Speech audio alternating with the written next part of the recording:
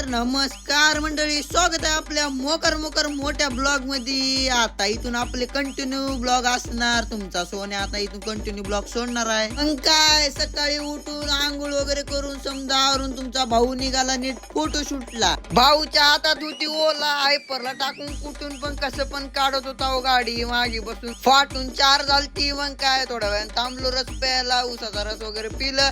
मग तिथून नीट निघालो आपली गाडी आणायला। मग तिथून पण 100 निघालो बघा। नीट